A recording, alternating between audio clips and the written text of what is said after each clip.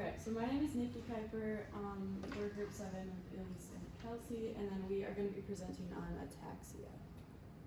So to start off, ataxia is basically a degenerative disease of the nervous system. The word itself pretty much means a loss of coordination or a complete lack of coordination.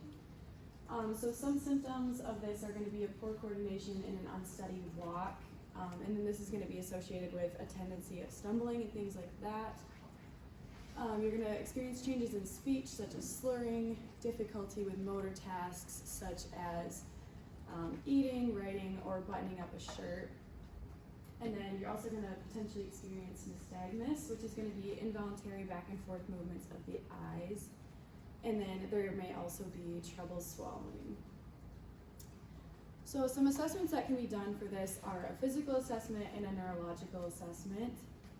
And then with the physical assessments, doctors perform this to watch for abnormal or inconsistent coordination or movements.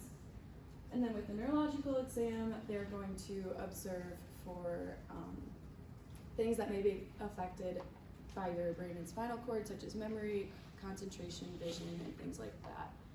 And so both of these tests can be done to see what parts of the brain are affected and then how far along the affected areas may be damaged. So causes of ataxia can be damage to the spinal cord and the peripheral nerves in general. And so this can be caused either by diseases or by direct trauma to the brain as well. And so then some of the specific diseases that can affect it are listed on the left. So a stroke, this can cause ataxia because when oxygen is cut off to the brain, which happens in a stroke, it causes damage to the brain cells die, and then this leads to the symptoms that are associated with ataxia. Some brain abnormalities also can cause ataxia because when there's growths or infections in the brain, they can be pushing on the cerebellum, which can cause lack of coordination. Toxic reactions to medications are also a cause. These are important to identify, especially because these effects are usually reversible. Vitamin deficiencies can cause it as well. This can be either because you're not taking in enough vitamins or because they aren't being absorbed by the body well. And then cerebral palsy also affects it because this is known to affect the coordination of the body. So diagnosis is done in 3 different ways. There can be imaging tests, genetic testing, or a spinal tap. So for the imaging tests, CT scans and MRIs are done to determine potential causes of ataxia. This is important because it could show shrinkage of the cerebellum as well as a clot or a tumor that could potentially be pushing on the cerebellum.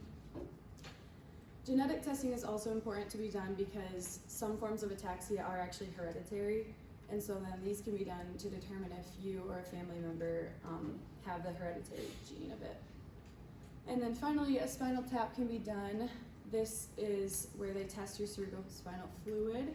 So they insert a needle in between vertebrae and then take out the spinal fluid. This is important because this fluid is actually what protects your spinal cord, and so then they can test and see if everything's okay with that to see if that's a potential cause. There's 3 ways that this can be treated. Some forms are actually self-resolving, such as ones that are caused by chickenpox or like viral infections like that. Medications can be given to manage symptoms and side effects that come with this, such as depression, tremor, fatigue, or dizziness. And then adaptive devices can also be used alongside therapy to manage symptoms. So these can be like walkers, modified utensils, and like communication aids and things like that. So the prognosis varies a lot from individual to individual because of such like a wide range that ataxia has. But generally it's shorter for people with hereditary ataxia. And then most people are going to live into their 50s and 60s and beyond because it's not too dangerous if it can be managed. And then in severe cases, it can be fatal in childhood and in early adolescence.